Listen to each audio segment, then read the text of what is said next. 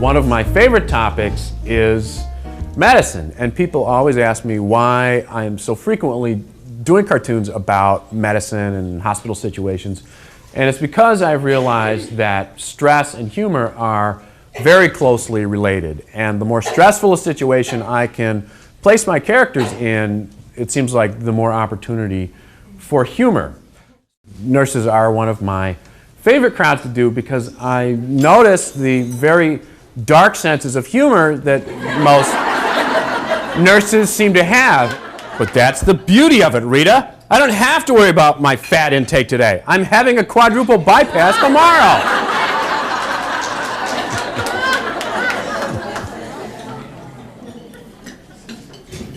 Unfortunately, Carolyn, your body has rejected your facelift.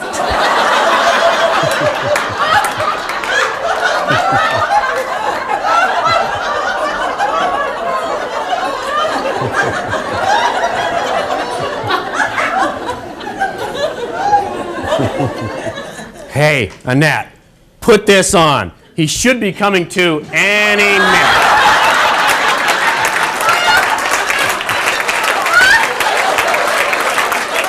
Here we have a man on an operating table, and one of these surgical lamps has fallen and crushed his face.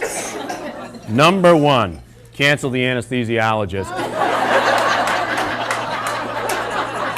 Number two, well, it looks like Mr. Gardner is going to get his money's worth out of this nose job. And number three, 10 to 1 that when he's recovering next week, he tells one of those stories about seeing a bright light at the end of a tunnel.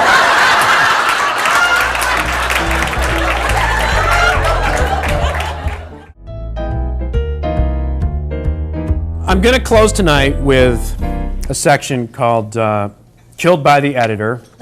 I usually do a rough sketch of the cartoons and fax them into my editor, and we go through them and tweak captions, or try to smooth things out, but from time to time he'll say, no, you can't do that. So here's one he said I could not do. No shirt, no shoes, no service.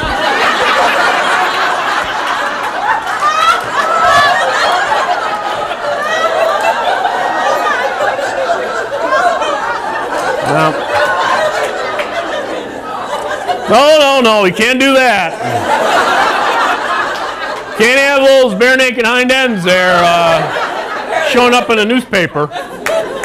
And in the end, I think it was actually the little hairs that pushed him over the edge. If I hadn't put the little hairs on there, I probably would have been able to get away with this. But a few years later, I decided to revisit the no pants topic. This is at the Plumbers and Electricians Fashion Boutique.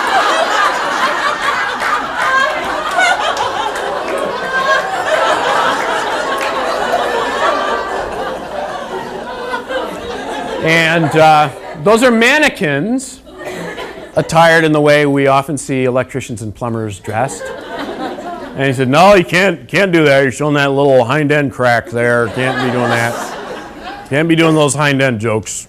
About 2 minutes after Tom Brokaw announced the arrival of this drug on the market, I drew this cartoon and I faxed it in and I said, come on, we got to do this immediately. And they immediately just killed it. It's Viagra Falls.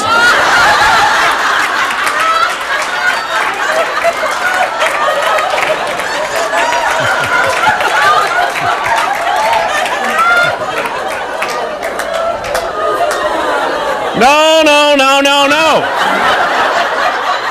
You just cannot do that. I said, why? What is the big deal? It's just water. The water's swooping up in the air. Little kids are going to not get why the water's swooping up in the air, and their parents are going to have to tell them. It's going to cause all kinds of embarrassment at the family dinner table. Can't do it. Okay. My editor is actually a really good guy who tries to get through the big editors most of these cartoons. He actually fights very hard to, on my behalf. But I really like to yank him around now. And so what I'll do is draw a cartoon that I know he can't possibly run and just watch him over the course of the next 4 hours, via phone calls, as he tries to get it past like the higher up editors. So I drew this one knowing he would never be able to run it, but he did try for most of the day to get this one accepted. Hi, hon, how did your mammogram go?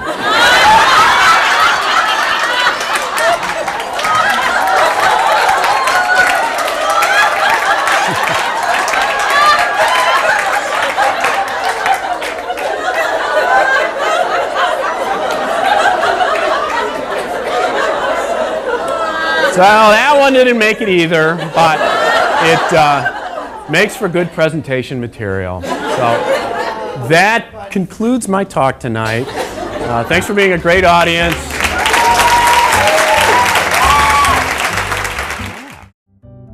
For more information on John McPherson, contact the provider of this videotape. Thanks for watching.